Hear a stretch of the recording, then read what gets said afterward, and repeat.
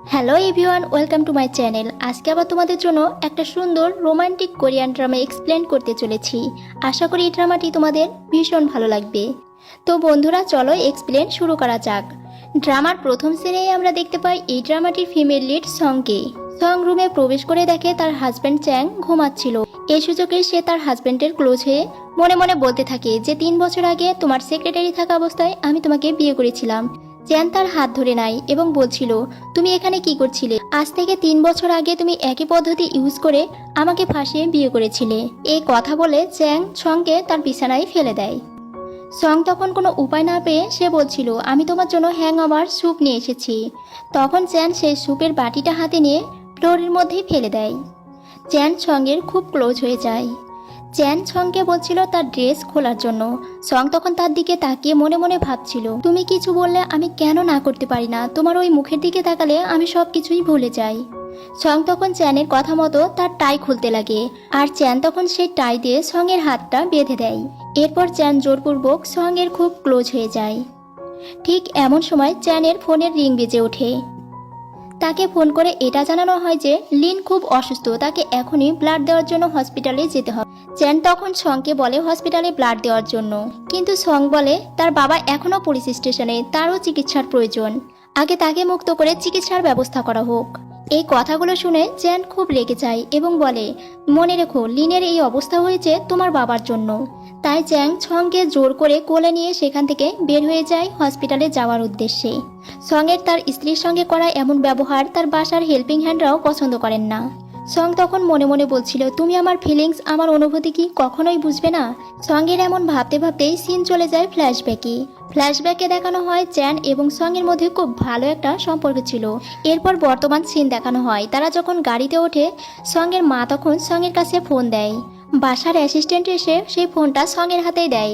সঙ্গের মা সঙ্গে বলছিল একটা বেবি নেওয়ার জন্য, তাহলে চ্যান তাকে আর ডিভোর্স করতে পারবে না।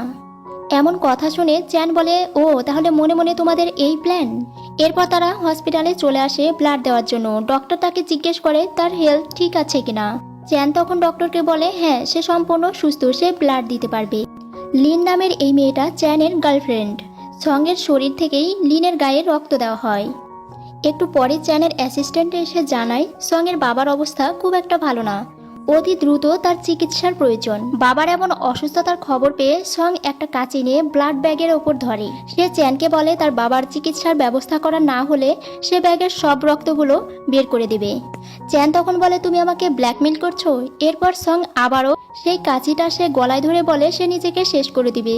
চ্যান তখন বলে, তোমার জীবনটা আমার হাতে, তাই তুমি চাইলেও নিজে শেষ করতে পারবে না। চ্যান লিনের দিকে তাকিয়েছিল আর মনে মনে সেই ফ্ল্যাশব্যাকের সিন মনে করার চেষ্টা করছিল। সেই অ্যাক্সিডেন্টের পর থেকে তার অ্যামনেশিয়া রোগ হয়, অর্থাৎ সে সবকিছু ভুলে গিয়েছে, কিছুতেই মনে করতে পারে না। একটু পরেই চ্যান সঙ্গের রুমের জানালা দিয়ে দেখতে পায় কিছু ডাক্তারের সাথে সং হেসে কথা বলছিল। তখন তার জেলাস ফিল হয় এবং সে সঙ্গের রুমে চলে আসে। এরপর সঙ্গে বলতে থাকে, এতক্ষণ তো খুব হেসে কথা বলছিলে, এখন কেন চুপ হয়ে গেলে? তার কিছুক্ষণের মধ্যে সঙ্গে ইমোশনালি ব্ল্যাকমেল করে বলে, আজ আমরা একটা প্রজেক্ট সাইন করতে যাব, সেখানে যদি সবকিছু পারফেক্টলি হয় তবেই আমি তোমার বাবার চিকিৎসা করাবো। এমন কথা শুনে সং তো রাজি হয়ে যায় সে প্লেসে যাওয়ার জন্য। এর পরদিন তারা দুজনেই রেডি হয়ে চলে যায় সেই জায়গায়। চ্যান সঙ্গে এরকম হট ড্রেসে দেখে সে তো চোখ ফিরাতে পারছিল না। সে সঙ্গের দিকে তাকিয়ে দেখে তার সব গেট আপ ঠিক আছে কিনা। সেখানে সবাই সঙ্গে দেখে তো সঙ্গের দিকেই তাকিয়েছিল। সেখানকার একটা লোক বিশেষ করে সঙ্গকে বেশি বিরক্ত করার চেষ্টা করছিল। সং যখন এই রুমে প্রবেশ করে তার আগেই চ্যান তাকে বলে রেখেছিল তার রিংটি খুলে রাখার জন্য, কারণ সেখানকার কেউ যেন না বোঝে সং বিবাহিত।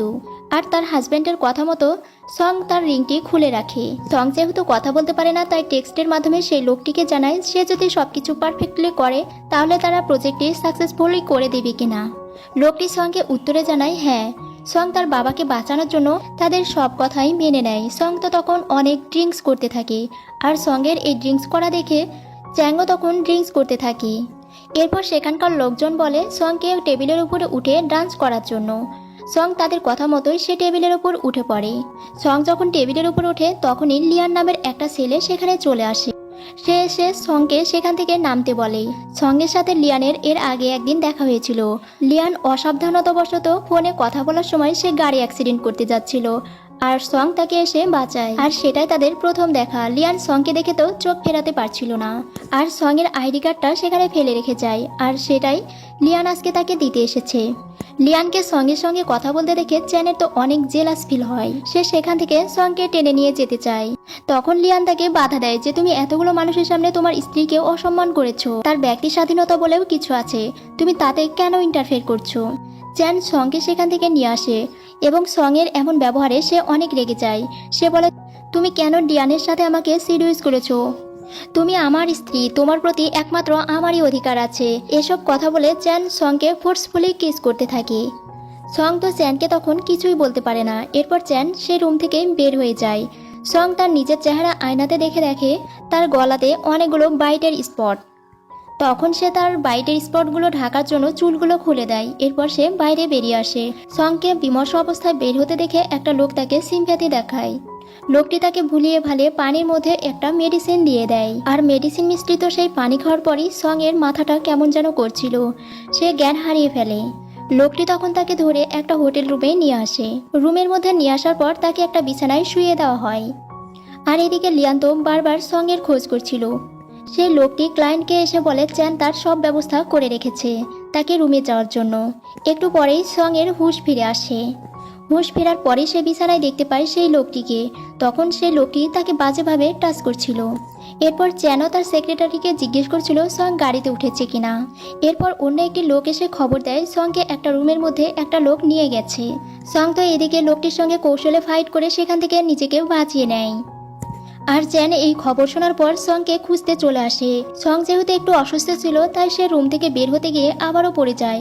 আর লোকটি তাকে জোর করে টেনে হিঁচড়ে রুমের মধ্যে নিয়ে যাওয়ার চেষ্টা করছিল। আর ঠিক সেই সময় চ্যান সেখানে চলে আসে এবং লোকটিকে আচ্ছা করে ধোলাই করে। এরপর লোকটি যখন তাও ছাড়তে না চায় তখন তার অ্যাসিস্ট্যান্টকে লোকটির ভিডিও করতে বলে। তখন সে মানসম্মানের ভয়ে সেখান থেকে পালিয়ে যায়। এরপর চ্যান সঙ্গে কোলে নিয়ে আসে। আর সং তো মনে মনে ভাবতে থাকে, আমি তোমার কাছে এতটাই ঘৃণার পাত্র যার জন্য তুমি ওই লোকগুলোর সাথে আমাকে একা রুমে পাঠিয়েছিলে। এরপর তারা গাড়িতে ওঠার পর সং চ্যানকে ইমোশনালি বলে, তুমি কেন আমাকে ওই লোকগুলোর কাছে পাঠিয়েছিলে, আমি তো তোমার স্ত্রী নাকি। এ কথা বলে সে চ্যানকে লিপ কিস করে এবং একটা বাইট করে দেয়। এরপর সে চ্যানের কোলেই ঘুমিয়ে পড়ে। সংকে বাড়িতে নিয়ে আসার পর তার স্বাভাবিক জ্ঞান না ফেরা পর্যন্ত সে তার পাশেই ছিল। হঠাৎ চ্যানের চোখ চলে যায় সং এর রিং এর দিকে, যে রিংটি তাদের গ্র্যান্ডমা তাকে দিয়েছিল। গ্র্যান্ডমা রিং দুটো তাদের দুজনকেই দিয়েছিল, কিন্তু সং পড়লেও চ্যান তা পড়ে না। চ্যান বসে বসে এখনো সেই ফ্ল্যাশব্যাকের সিন মনে করছিল, কারণ সে কিছুতেই মনে করতে পারে না যে সে সংকে একসময় ভালোবাসতো। সং জেগে দেখে চ্যান তার পাশেই বসে আছে। এটা দেখে সে খুশি হয়ে যায়। সং চ্যানকে ধন্যবাদ দেয় যে সে এখনো তার পাশেই বসে আছে। একটু পরেই তাদের বাসার হেল্পিং হ্যান্ড সংকে কিছু খাবার দিয়ে যায় এবং বলে তাকে সেগুলো খেয়ে নিতে, কারণ তাকে সুস্থ হতে হবে লিনকে রক্ত দেওয়ার জন্য। চ্যানও তাকে খাবারগুলো খাওয়ার জন্য ফোর্স করে। সং তখন তাকে বলে, তোমার কি আমার প্রতি একটু ফিলিংস নেই, আমাকে শুধু ব্লাড দেওয়ার টুলসই মনে করছো। তারা হসপিটালে আসলে একটু পরেই সেখানে তার গ্র্যান্ডমা চলে আসে এবং বলে, একটা সামান্য মেয়ের জন্য তুমি তোমার স্ত্রীকে এভাবে বুলি করছো। চ্যান তখন তার গ্র্যান্ডমাকে বলে, সং এর বাবার জন্যই লিনের এই অবস্থা হয়েছে। গ্র্যান্ডমা বলে সং এর মাকে তার বাবার চিকিৎসার জন্য টাকা দিয়ে দেওয়া হয়েছে। এরপর তারা সবাই বাসায় চলে আসে। গ্র্যান্ডমা সঙ্গে বলে, আমি এখন চলে এসেছি, তোমাকে আর সে বুলি করতে পারবে না। চ্যান তার গ্র্যান্ডমাকে বলে তিনি এখানে কতদিন থাকবেন। গ্র্যান্ডমা বলে এখানে যতদিন ইচ্ছা থেকে যাবে, কারণ তিনি চায় তাদের মধ্যে একটা ভালো বন্ডিং তৈরি হোক। আর তখন সং আর চ্যান তারা দুজনে মিলে প্ল্যান করে যে তারা যতক্ষণ তার গ্র্যান্ডমার চোখের সামনে থাকবে তখন তারা এমনভাবে চলবে যেন মনে হয় তাদের মধ্যে একটা খুব ভালো সম্পর্ক রয়েছে। সং যখন চ্যানের রুম থেকে বের হতে যাবে ড্রয়িং রুমে, তখন গ্র্যান্ডমাকে বসা দেখতে পায়। তখন কোনো একটা বাহানা দিয়ে আবারও ভেতরে ঢুকে যায়। একইভাবে চ্যানও বের হওয়ার সময় তার গ্র্যান্ডমাকে দেখে আবারও ভেতরে ঢুকে যায়। তারা দুজনাই রুমের মধ্যে থেকে একটা প্যারার মধ্যে পড়ে যায়। এরপর চ্যান সঙ্গের অনেকটা ক্লোজ হয় এবং তাকে বিছানায় শুইয়ে দেয় এবং তারা একটু রোমান্টিক হয়ে পড়ে। আর চ্যাংয়ের গ্র্যান্ডমা তো বাইরে থেকে খুব খুশি হচ্ছিল তাদের দুজনকে এক জায়গায় করতে পেরে। আর এদিকে চ্যান তো সংকে বিছানার ওপর লাফাতে বলে, যাতে তার গ্র্যান্ডমা বাইরে থেকে ভাবে যে তারা অন্তরঙ্গ মুহূর্তে আছে। সং তো বিছানায় লাফাতে লাফাতে অনেকটা হাঁপিয়ে পড়ে। সে চ্যানকে বলে দেয়, আমি আর লাফাতে পারছি না। আর এদিকে বাইরে থেকে গ্র্যান্ডমা তো ভীষণ খুশি হচ্ছিল। তারপরের সিনেই আমরা দেখতে পাই সং তার মায়ের বাড়িতে আসে। তার মা তার বন্ধুদের সাথে জুয়া খেলছিল। সং এসে তাদের খেলার সেই বোর্ডটা উল্টিয়ে দেয়। তখন তার মা অনেক রেগে যায়। সে তার মাকে জিজ্ঞেস করে চ্যানের গ্র্যান্ডমায়ের থেকে সে কেন টাকা নিয়েছে। একটু পরেই কিছু খারাপ লোক তাদের বাড়িতে আসে। তারা দাবি করে সঙের মায়ের থেকে তারা টাকা পায়। ওই খারাপ লোকগুলো তো সঙের মায়ের হাত কেটে দেবে বলে ভয় দেখায়। ঠিক সেই মুহূর্তে চ্যানও সেখানে চলে আসে। এরপর তাদের সাথে ফাইট করে তাদেরকে বাঁচিয়ে নেয় এবং সংকে বলে লিনের বাবার বার্থডে পার্টিতে তারা আজকে অ্যাটেন্ড করবে। তারা পার্টিতে আসার পর অনেক লোকের মধ্যেই লিনের ছোট বোন সংকে বলে কিডন্যাপারের মেয়ে। সং তখন বলে আমি কিডন্যাপারের মেয়ে নয়। চ্যানও লিনের বোনকে এই বিষয়ে কথা বলতে নিষেধ করে। লিনের ছোট বোন এক ওয়েটারকে বলে সংকে পা মেরে ফেলে দেওয়ার জন্য। সং যখন সেখানে পড়ে যায় লিনের বোন তখন তাকে টিস করছিল। আর এমন সময় চ্যানের বোন এসে সেটার প্রতিবাদ করে এবং তাকে সাবধান করে দেয় যেন তার ভাবির আশেপাশে তাকে না দেখে। ননদের কাছে থেকে এরকম সাপোর্ট পেয়ে সং তো খুশি হয়ে যায়। চ্যানও তখন সঙ্গের হাত ধরে উপরের দিকে করে সবাইকে জানিয়ে দেয় যে সং তার ওয়াইফ। একটু পরে চ্যাং উপর থেকে দেখতে পায় সং লিয়ানের সঙ্গে গল্প করছে। লিয়ান জানে সং বিবাহিত, এরপরেও তাকে তার ভালো লাগে। লিয়ানের সাথে সংকে দেখায় তার জেলাস ফিল হয়, তাই সে নিচে নেমে এসে সংকে নিচের কাছে নেয়। এরপর পার্টিতে সবাইকে সারপ্রাইজ দেওয়া হয় যে লিনের হুঁশ ফিরে এসেছে। লিনকে হঠাৎ সুস্থ দেখায় চ্যান তো অবাক হয়ে যায়, সাথে খুশিও হয়। সে সঙের হাতটি ছেড়ে দিয়ে লিনের কাছে চলে যায় এবং লিনকে বলে কখন তোমার হুঁশ ফিরে এসেছে। লিন তখন বলে আমি এই আশায় বেঁচেছিলাম যে তুমি সবসময় আমাকে একই রকম ভাবে ভালোবাসা দিবে। এরপর লিনের বোন আবারও ওয়েটারকে ইশারা করে সংকে পানিতে ফেলে দেওয়ার জন্য। সং যখন পানিতে পড়ে যায় চ্যান যাতে তাকে তুলতে না যেতে পারে এই জন্য লিন বাহানা করে সেখান থেকে উঠতে গিয়ে পড়ে যায়। চ্যান তখন লিনকে তুলতে যায় আর এদিকে লিয়ান সংকে তুলতে যায়। এরপর আমাদেরকে ফ্ল্যাশব্যাকের একটা সিন দেখানো হয় যেখানে লিনকে গুয়ান নামের একটা ছেলে অনেক কেয়ার করছিল আর গুয়ান লিনকে পছন্দও করে। গুয়ান তখন তাকে বলছিল তুমি যখন চ্যানকে অ্যাক্সিডেন্ট করতে যাও তখন আমিই বাধা দিয়েছিলাম। এরপর লিয়ানের বোন তার সাথে দেখা করতে আসে।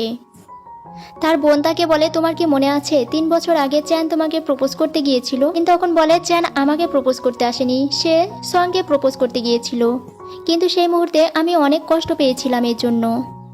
তার বোন বলে এই সুস্থতার খবর সবাইকে জানিয়ে দিবে কিনা, কিন্তু সে এখন জানাতে বারণ করেছিল। সিন চলে আসে বর্তমানে। লিয়ান সংকে পানি থেকে উঠানোর পর চ্যানকে রেগে গিয়ে বলছিল তুমি সঙ্গের কেমন হাজবেন্ড, তুমি তোমার নিজের ওয়াইফকে না বাঁচিয়ে তুমি অন্য একটা মেয়েকে বাঁচিয়েছো। লিয়ান তো বাহানা করে আবারও অসুস্থ হয়ে যায় আর চ্যান তাকে হসপিটালে নিয়ে আসে। লিয়ান চ্যানকে এটাই বলছিল যে সে বিয়ে করেছে এটা সে জানে, কিন্তু সে যেন তার ওয়াইফের সাথে কোনো সম্পর্ক না রাখে। চ্যানকে জড়িয়ে ধরে সে মনে মনে বলতে থাকে আমার থেকে তোমাকে কেউ নিয়ে যেতে পারবে না। এরপর রাতে যখন চ্যান বাসায় ফিরে আসে তার হেল্পিং হ্যান্ড তাকে জানায় সং এই বাড়ি থেকে চলে যাচ্ছে। এই খবর শুনে সে সঙের কাছে আসে। সে সংকে বলে তুমি কোথায় যাচ্ছ, তুমি এই বাসা ছেড়ে কোথাও যেতে পারবে না। সন বলে লিন তো এখন সুস্থ হয়ে গেছে, তাই আমাকে তোমার আর প্রয়োজন নেই, তুমি আমার ওয়াইফ। এই বলে তাকে ফোর্সফুলি কিস করতে থাকে। তারপরে সিনে আমরা দেখতে পাই সং বলে সে লিনের জন্য হসপিটালে খাবার নিয়ে যাবে। এই কথা শুনে তো স্যান অনেক খুশি হয়। সং তো হসপিটালে এসে দেখে লিন সাজগোজ করছিল আয়না দেখে। সং খাবারগুলো টেবিলে রেখে সে চলে যেতে লাগে, কিন্তু তাকে যেতে দেওয়া হয় না। লিন তার বোনকে বলে পিনাট বাটার বের করার জন্য। সে ইচ্ছে করেই পিনাট বাটার বেশি বেশি করে খায়। সে জানতো পিনাট বাটারে তার অ্যালার্জি আছে, তবুও সে সংকে ফাঁসানোর জন্য সেটা খায়। এরপর তার শরীরে অ্যালার্জি বের হতে থাকে। তখন সে মনে মনে খুশি হয়, এটা ভেবে যে সে সংকে ফাঁসাতে পেরেছে। চ্যানের কাছে ফোন দেওয়া হয় যে লিনের সারা শরীর অ্যালার্জি বের হয়ে গেছে। চ্যান এসে সংকেই বকা দেয় যে সে কেন পিনাট বাটার খাইয়েছে, সে তো জানতো যে তার অ্যালার্জি আছে।